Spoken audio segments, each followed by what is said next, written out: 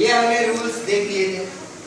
अच्छा, हमारे आगे के सवालात में कुछ बच्चों ने शिकायत की है, कुछ और भी उसमें दिया गया है। जैसे कि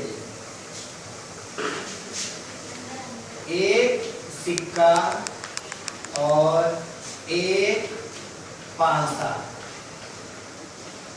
एक साथ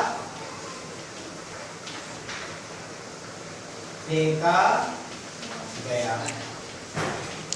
क्या है हमें? एक सिक्का और एक पांसा एक साथ फेंका गया, तो उसका रूल कैसे बनेगा? देखो, इसका एस यानी कि क्या? शायद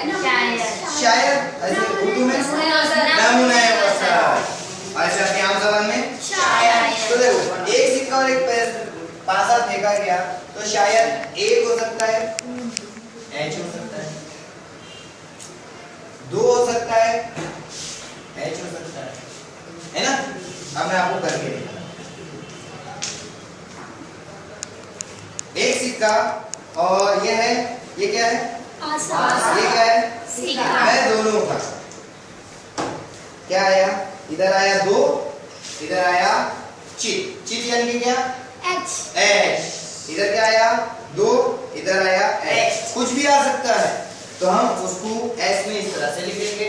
एक के साथ में एच, दो के साथ में एच, तीन के साथ में भी एच, चार के साथ में भी एच, पांच के साथ में भी एच, छह के साथ में भी एच, सात के साथ में भी एच।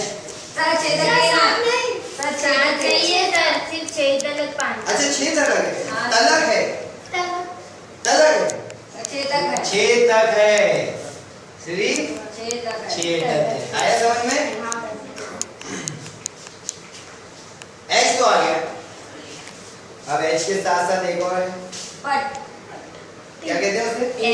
टी। चलो, एक के साथ में टी, दो के साथ में टी, तीन के साथ में टी, चार के साथ में टी, पांच के साथ में टी, छह के साथ में बस।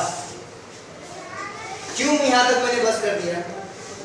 क्योंकि एक सिक्का और एक पांसा दोनों मिलाकर फेंका गया है। ठीक है, तो नंबर ऑफ एस कितना हो जाएगा इसका बताओ जरा? 1 2 3 4 5 6 7 8 9